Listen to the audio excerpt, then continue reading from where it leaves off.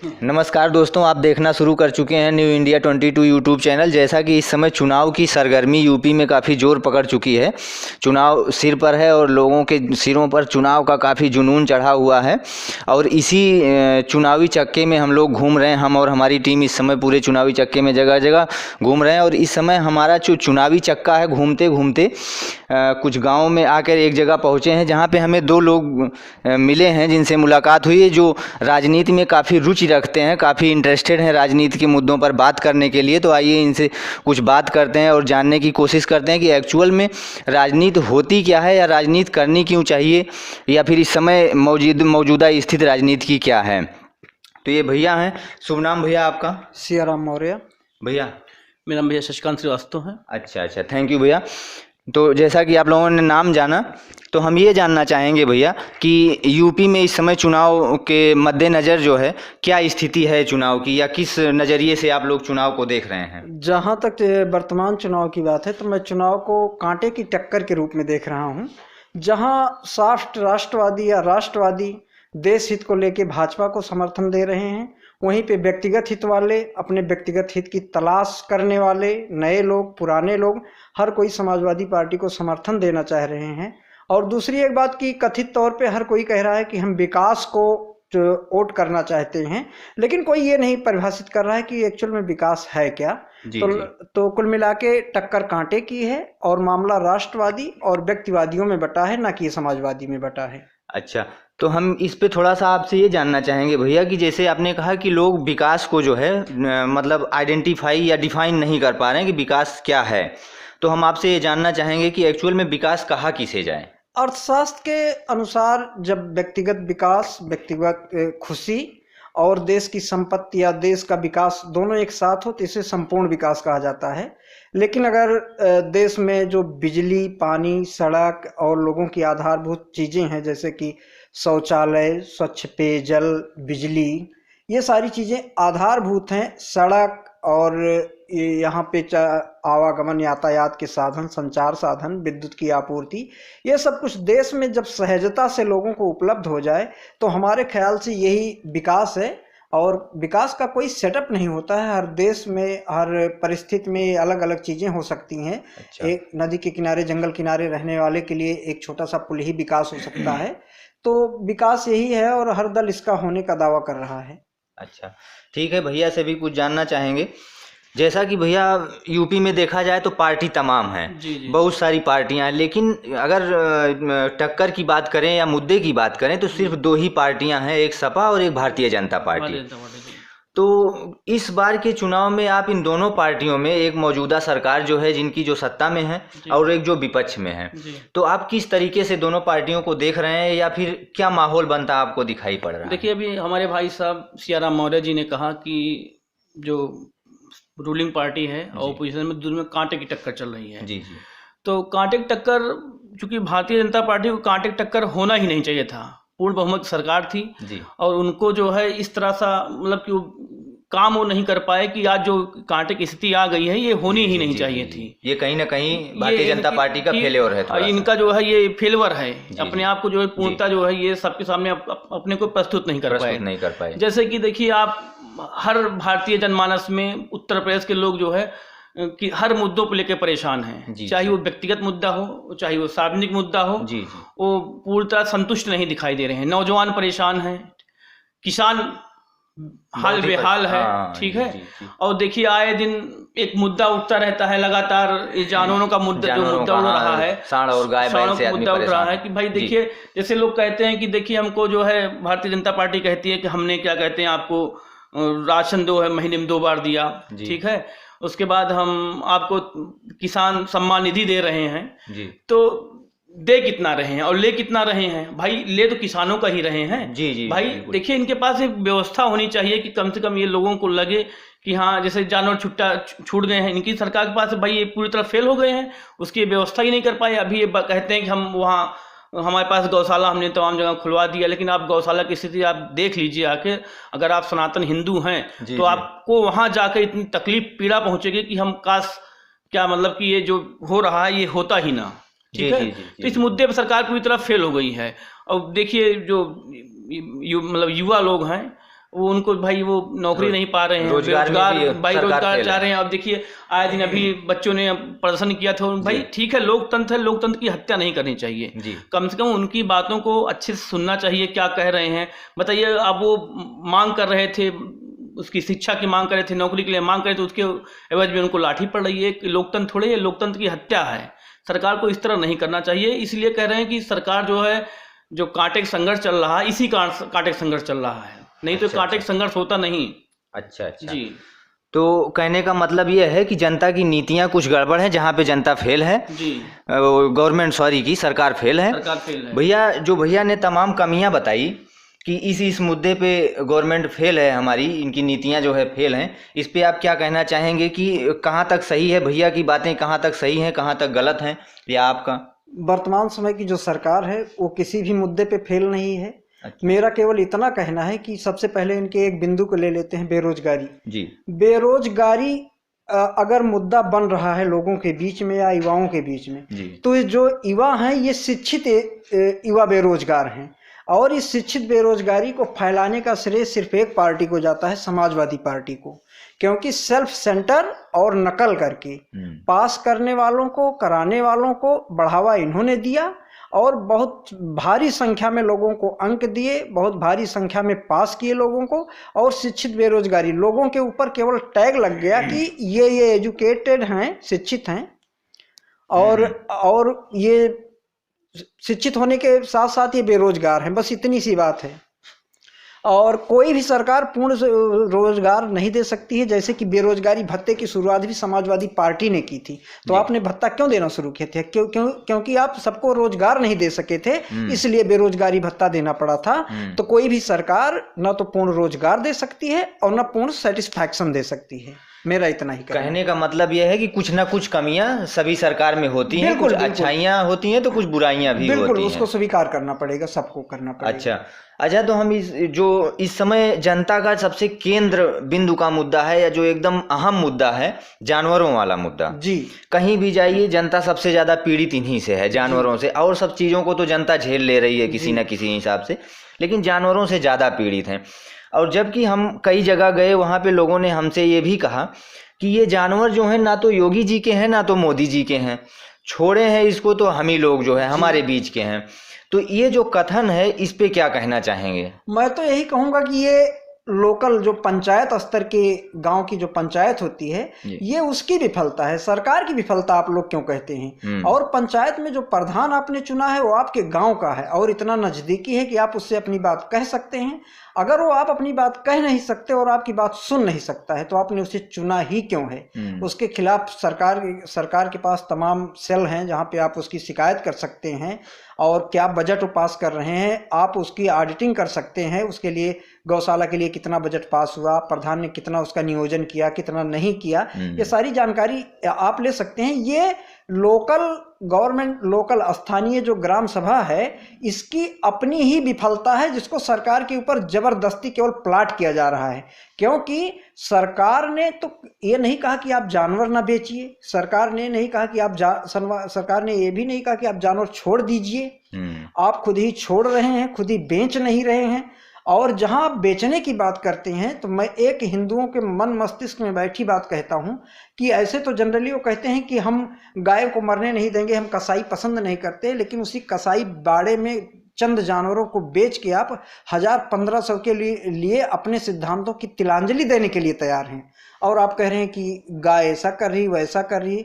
आप फोटो खींच लीजिए, जितने 80% जानवर उसी गांव के, जिस गांव में चल रहे हैं उसी गांव के हैं। क्योंकि ये समाज में रहते रहते कहीं न कहीं ये भी इस बात के आदी हो जाते हैं कि हम लोगों के बीच में रहें, बंधी बधाई पैटर्न पे हमें भोजन मिलता रहे, पानी मिलता रहे, इसलिए उसी गाँव के इर्द गिर्द घूमते हैं और खाते हैं। ये सरकार की विफलता कदापि नहीं है, ये पंचायत स्तर के लोगों की, ग्राम सभा के लोगों की, पंचायत की विफलता मैं कहूँगा बस।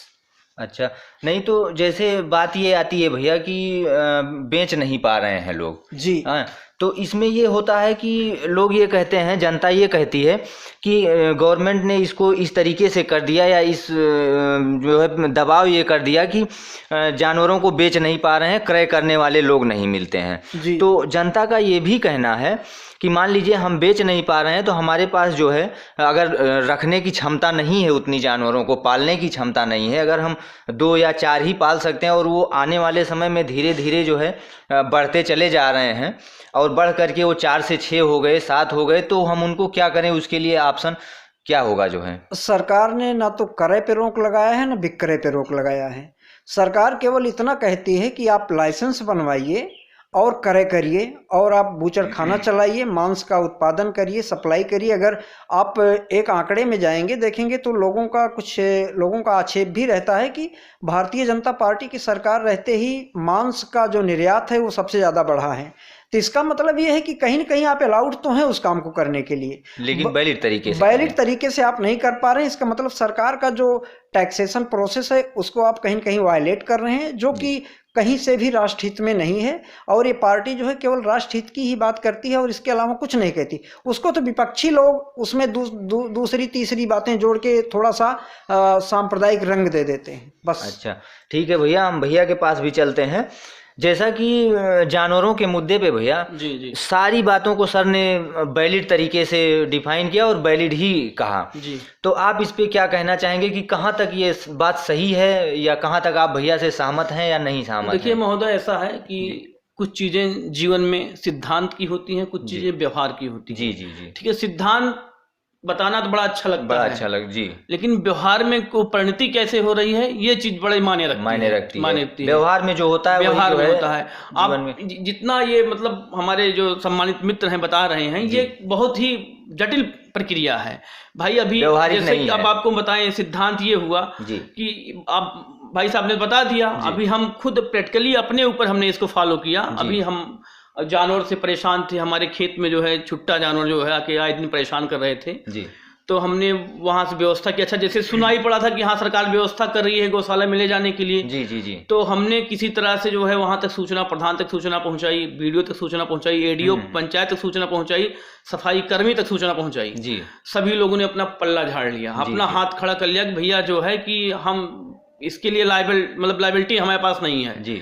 तो हम भी जो है थोड़ा राजनीतिक रूप से एक्टिव हुए जो है।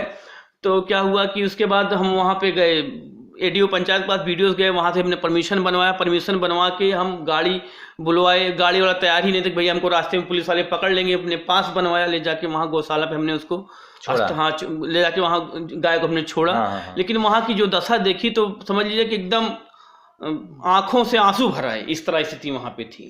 मतलब सोचे कि काश हमारी फसल खा ही लेती है गाय, लेकिन हम यहाँ ना लेके आए होते। तो ये सब समस्याएं हैं। जैसे देखिए लोक कल्याणकारी राज्य है जी। ये कह के आप नहीं पल्ला झाड़ सकते हैं कि हमसे हो नहीं पा रहा। जैसे भी भाई साहब ने कहा कि वो अंक इतने अधिक अर्जित दे दिए कि जो है मेरिट पे जो है इसीलिए बेरोजगारी हो गई है। लेकिन अब जो चीजें हो गई हैं उसके लिए तो आप पल्ला झाड़ नहीं सकते हैं। उसकी कुछ ऐसी व्यवस्था की जाए जिसका सृजनात्मक व्यवस्था हो, नहीं तो ऐसा करके हम पल्ला नहीं झाड़ सकते, क्योंकि ये सरकार जो है लोक कल्याणकारी सरकार है।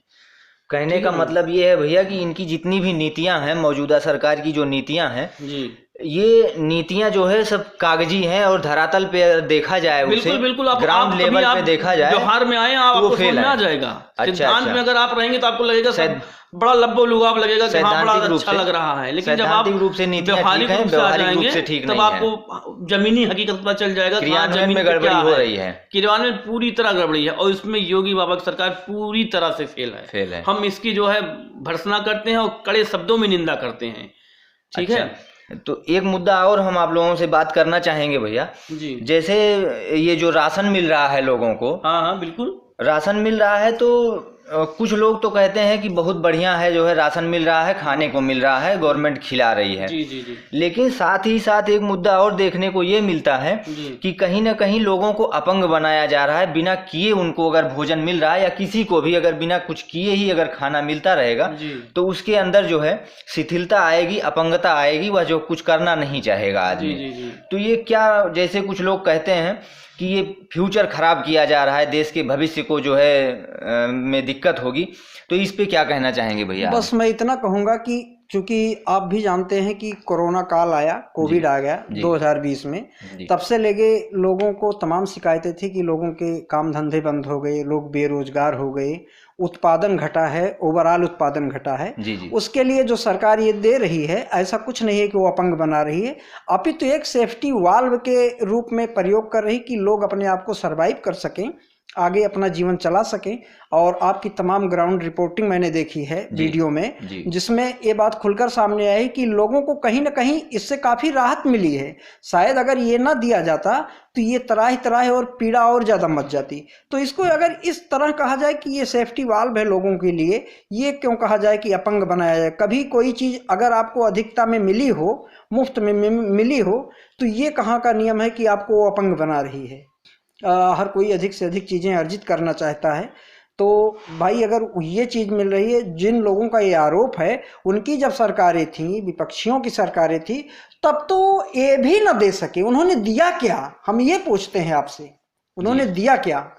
आज कम से कम सत्ता पार्टी के पास, भारतीय जनता पार्टी के पास ये कम से कम इतना तो दावा कर सकती है कि मैंने राशन दिया जी। लेकिन विपक्षियों के पास मायावती कब कह सकती हैं कि मैंने फ्री में राशन दिया, समाजवादी पार्टी कब कह सकती है कि मैंने दिया। आपने तो वो भी नहीं दिया, तो आपने किसको मजबूत बनाया ना देके। मेरा सबसे लाख टके का सवाल यही, आप इतना क्लियर करें। अच्छा ठीक है भैया, इस मुद्दे पे हम सर की भी राय जानना चाहेंगे कि सर इस पे क्या कहना चाहते हैं। देखिए, भारतीय जनता पार्टी जो सरकार है जी, ठीक है, मैं आलोचनात्मक निंदा करता हूँ जी जी, ठीक है, कि जो गल्ला मिल रहा है अच्छा मिल रहा है। भाई लोग, भाई जैसे जिसके पास भूख लगी होती है वही इसकी बेबसी को जान सकता है, बाकी सभी लोग नहीं जानते कि हाँ ये चीज़ें क्या हैं। लेकिन इस सिस्टम में भी गड़बड़ी है। और रही बात ये जो चुनाव हो रहा है, ये चुनाव उत्तर प्रदेश गवर्नमेंट के लिए चुनाव हो रहा है जी। हम बात सेंट्रल गवर्नमेंट की नहीं कर रहे हैं, मोदी जी की बात नहीं कर रहे हैं जी जी जी। अगर अभी ग्राउंड स्तर पर आके पूछा जाए कि योगी बाबा जो ये जितनी भी मतलब अपने मंच से, खुले मंच से जो है भाषण दे रहे हैं, हमने ये कर दिया, हमने ये कर दिया, वो सारे घोषणाएं जो है वो केंद्र सरकार की घोषणाओं को जो है अपने यहाँ वो किरवान करके, जैसे चाहे वो किसान सम्मान की बात करते हों, चाहे वो राशन वितरण की बात करते हों, और भी जितनी भी बातें, चाहे धारा 370 की बात करते हों, ठीक है, वो जितनी भी बातें कर रहे हैं वो सेंट्रल गवर्नमेंट की बातें कर रहे हैं, मोदी सरकार की बात करें। उत्तर प्रदेश सरकार, योगी बाबा अपनी जो है नीतियां बताएं कि उन्होंने 5 साल में क्या किया, अच्छा क्या किया, और उसका जो है वो घोषणा पत्र जारी करके बताएं कि हमने 5 साल में ये किया, हमने कितने को रोजगार दिया, कितने को जो है गल्ला दिया, वो बताएं क्या किए। वो सारी व्यवस्थाएं तो मोदी सरकार की हैं, केंद्र सरकार की हैं जी जी। एक क्वेश्चन हम आप लोगों से और करना चाहेंगे जी, कि जो उज्ज्वला गैस की जो है उज्ज्वला योजना के तहत जो गैस मिली जी, उसमें ये गैस जो है गरीबों को निःशुल्क वितरण किया गया। हाँ, निःशुल्क वितरण हुआ और कुछ दिनों तक जो है, या कह लीजिए कि कुछ महीनों तक निःशुल्क गैस उपलब्ध भी कराई गई लोगों को। लेकिन उसके बाद अचानक से इसका जो है रेट बढ़ा दिया गया, दाम बढ़ा दिया गया और लोगों को निःशुल्क मिलना बंद हो गई है। तो हम ये कहते हैं कि मान लीजिए ये निःशुल्क मिली लोगों को, लेकिन जब उसके बाद इस पर कुछ पैसा लगाया गया, ये जो है खरीदारी में आई, तो क्या जनता इससे भी नाराज़ है कि क्या इसको जो है सीधा 1000 रुपये या 900 रुपये कर देना कहाँ तक उचित था। जो है अगर निःशुल्क गरीबों को ये उज्ज्वला योजना के तहत गैस दी गई तो इसे निःशुल्क वितरण होना चाहिए था। देखिए जो उज्ज्वला गैस योजना है, अभी फिर वही बात आ गई घूम घुमा के जी जी, कि ये भी योजना तो जो है केंद्र सरकार की योजना थी। केंद्र सरकार ने इसका जो है उज्ज्वला गैस का वितरण किया और सभी पात्र व्यक्तियों के पास जो है घर में गैस सिलेंडर हो गया। सबकी महिलाएं जो है कम से कम चूल्हा जो फूंकने से जो उनको बीमारियां होती थी उससे बच गई।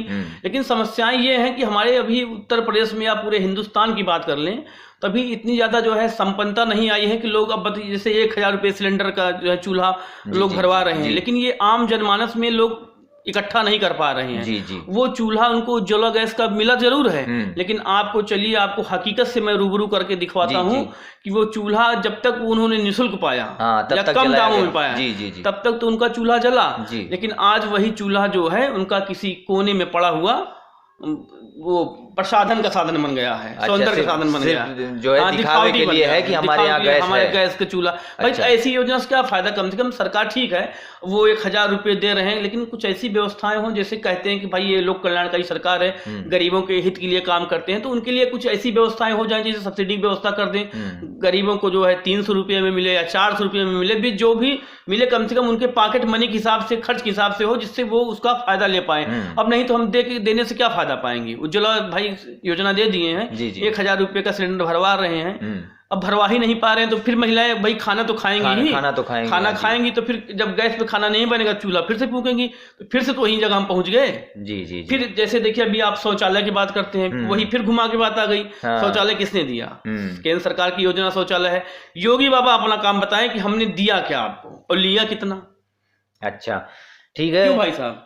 ठीक है, सर से भी हम इस पे बात करना चाहेंगे कि ये उज्ज्वला गैस योजना के बारे में जो भैया ने बताया, क्या आप सहमत हैं या आप कुछ कहना चाहेंगे? पूरी तरह से असहमत हूँ, क्योंकि अभी आपने एक सवाल मुझसे किया था कि राशन अगर सरकार फ्री देती है तो ये लोगों को निकम्मा बना रही है, और गैस फ्री नहीं दिया एक बार के बाद तो सशक्तिकरण नहीं हुआ है क्या? अच्छा भाई मैं फ्री की बात नहीं कर रहा हूँ। नहीं, अगर सरकार आगे भी गैस देती रहती जी तो कहीं न कहीं ये भी उस निकम्मों की लिस्ट में शामिल हो जाता। सरकार गैस देके भी लोगों को निकम्मा बना रही है। तो मैं इस बात से कदापि नहीं सहमत हूँ, क्योंकि आपके सामने 2 सवाल हैं, 2 जवाब हैं, दोनों को आप यहीं से क्लियर कर सकते हैं कि राशन देना निकम्मा बनाना है। अगर राशन देना निकम्मा बनाना है, फिर गैस पे आपकी शिकायत नल एंड वाइड होनी चाहिए, खत्म होनी चाहिए। अगर हमारी व्यक्तिगत शिकायत नहीं भैया, ये जनता की शिकायत है। ये जनता की जो भी आउटपुट निकल के आते हैं, जनता में 2-3 तरह के लोग शिकायत करता है। एक दिल से जलनखोर, जो उनसे इनपुट आउटपुट से कोई मतलब नहीं, वो केवल पार्टिकुलर चीज को सपोर्ट कर रहे हैं, लिहाजा उसके अगेंस्ट जितनी भी पढ़ेंगे सबकी निंदा करेंगे। एक होते हैं जो कि रीजनेबल आलोचना करते हैं, रीजनेबल क्रिटिसिज्म की बात करते हैं, वो केवल सरकार के उतने ही अंक की आलोचना करते हैं जितने से वाकई नुकसान हो रहा है या नीतिगत स्तर पे विफलता प्राप्त हो रही है, उतनी करते हैं। एक हैं जो दलगत लोग हैं, जो छोटे छोटे हैं, जो छोटे अपने टेंडर के लिए, छोटे काम के लिए नेताओं के पीछे घूम रहे हैं, उस पार्टी की सदस्यता ग्रहण किए हुए हैं, वो वर्तमान सत्ता की निंदा करके सब कुछ हासिल कर लेना चाहते हैं। तो वो सारी नीतियों की एक तरफ से निंदा, कोई सरकार केंद्र में 10 साल की सरकार बनती है, स्टेट में 5 साल सरकार करती है, क्या इवन तिल भर कोई एक काम ऐसा नहीं हुआ जो अच्छा हुआ हो? अगर अच्छा हुआ है तो मैंने कभी भी किसी विपक्षी कार्यकर्ता को या विपक्षी पार्टी के नेता को ये उसकी सराहना करते हुए नहीं देखा। ये सबसे बड़ी इसकी वो है, क्या कहते हैं, बिंदु है। अच्छा एक बात और हम कहेंगे ये भैया कि मान लीजिए कि ये जो किसान निधि का पैसा आ रहा है 2000 रुपये मिल रहा है किसानों को, और सब लोग ले भी रहे हैं, मिल रहा है, सब लोग ले रहे हैं, परंतु यदि अगर उनसे बात किया जाए कि क्या ये कहाँ तक उचित है, मिलना चाहिए कि नहीं मिलना चाहिए, तो किसानों का ये कहना है कि हमारे लिए जो नीतियां बने वो किसानों के विकास को हित में रख करके नीतियां बनाई जाए, हमें निःशुल्क रूप से पैसा नहीं चाहिए। इस पे क्या कहना चाहेंगे? सरकार को जो नीतियां, मैं भी एक किसान परिवार से हूं, किसान की एक चीज समझता हूं, अगर सिंचाई के साधन, उर्वरक की उपलब्धता और हमारे लिए जो थोड़ी बहुत राहत हो सकती है सरकारी तौर पे, अनुदान के तौर पे उसके यंत्र वगैरह खरीदने के लिए, ये सारा सब कुछ मिल जाए तो हो सकता है। और हमारे ख्याल से सरकार ने बिजली की उपलब्धता तो कम से कम इतनी दे दी है कि सिंचाई की कोई अब दिक्कत नहीं रही, लोग अच्छे से सिंचाई कर रहे हैं और खेतों में काम कर रहे हैं। और जो किसान सम्मान निधि दे रही है, इसको मैं उस चीज़ से नहीं जोड़ता हूं कि इससे आपका विकास हो जाएगा या कुछ हो जाएगा। हाँ, बस आपका जो सम्मान की बात की है उसने, तो केवल सम्मान बचाने भर के लिए आपको मिल रहा है, तो उससे आप सम्मान बचा लीजिए। बाकी जब से देश आज़ाद हुआ है तब से लेके आज तक लोग किसानों का केवल शोषण किए हैं, मात्र बस। हर कोई केवल किसान की बात करके फिर किसानों को रौंद के चला जाता है। लाठियां वही कांग्रेस आज बात करेगी कि हम किसानों के हित में काम कर रहे हैं, किसान आंदोलन चलवा रहे हैं। एक समय था 2005 में दिग्विजय सिंह मुख्यमंत्री थे एमपी के, 17 किसानों को मुख्यमंत्री आवास के सामने दूसरा जालियांवाला बाग हत्याकांड उन्होंने बना दिया था। 17 किसानों को गोली मरवा के पुलिस से दफन कर दिया था। तब क्यों नहीं जाग रहे? भट्टा परसौली एक एरिया है, मायावती जी ने किसानों के जला के वहां पे मार पीट के मारा, एकदम तबाह कर दिया। तब क्यों किसानों की याद नहीं आई? या यहाँ पे जब मुलायम सिंह मुख्यमंत्री थे, पूर्व प्रधानमंत्री बीपी सिंह यहाँ पे गाजियाबाद के पास गौतम बुद्ध नगर में एक जगह ट्रैक्टर चलाने मात्र गए थे, तब उन्होंने किसान की नीतियों का, किसान चीज़ों का विरोध किया था। क्यों किया था? ये सारी चीज़ें समझ से परे हैं, तो ये महज एक गोलमोल मुद्दा है। इसको कभी कोई ना तो सुधार पाया ना परफेक्ट कर पाया। बस मैं इतना ही कहूँगा। अच्छा, ठीक है। तो कुछ व्यक्तिगत जो है ये सलाह आप कुछ देना चाहेंगे, या कुछ व्यक्तिगत अपना संदेश जनता को देना चाहेंगे कि जनता को बस मैं इतना ही संदेश देना चाहूँगा, आप अपने लोकल जनप्रतिनिधि को एक उत्तम कोटि का नेता चुनिए, वही आपके विकास को स्थापित करेगा और वही चीज़ आपको एहसास भी होगी। क्योंकि अगर आपने आज पार्टी सही चुन ली, या जो भी आपकी मनचाही पार्टी उसको चुन लिया, लेकिन उसका नेता अगर गलत निकला तो आप हमेशा एक बैड अनुभव से गुजरेंगे और हमेशा उसकी निंदा ही करेंगे। तो बस मेरा इतना कहना है कि आत्मा की आवाज़ पे, ये हमारे न्यायिक परिभाषा में आता है आत्मा की आवाज़, और गांधी जी ने भी कहा था कि कोई भी निर्णय करते समय अपनी आत्मा की आवाज़ पे निर्णय लीजिए। तो आप अपनी आत्मा की आवाज़ पे निर्णय लीजिए। वोटिंग से पहले 1 सेकंड के लिए, 5 सेकंड के लिए आंखें मूंदिए, अपने हृदय पे हाथ रखिए और सोचिए कौन सही होगा। जिसका ख्याल आता हो उसी को वोट कर दिए। बस इतना ही। उसी बटन को ईवीएम पे दबाइए और लोकतंत्र का हिस्सा जरूर बनिए, क्योंकि जितनी ज़्यादा वोटिंग होगी उतनी ही ज़्यादा चीज़ें निकल के सामने आएंगी, उतना ही क्लियर मतदान, जितना क्लियर मतदान होगा उतनी ही नीतियाँ अच्छी बनेंगी, उतना ही अच्छा दबाव बनेगा। ये सारी बातों को ध्यान में रखते हुए अपनी आत्मा की आवाज़ पे वोटिंग करिए। अच्छा, तो ठीक है। ये था हमारा जो है आज का कुछ दोस्त सर लोग मिले थे जो राजनीति के जानकार व्यक्ति। इनसे हम आप लोगों को जो है इनकी बातें, इनकी विचार जो है पक्ष और विपक्ष की सुनाने की कोशिश किए। तो दोस्तों, यदि आप हमें फेसबुक पे देख रहे हैं तो पेज को फॉलो करिए, और यदि यूट्यूब पर देख रहे हैं तो चैनल को सब्सक्राइब करिए। मिलते हैं किसी नेक्स्ट वीडियो में। धन्यवाद।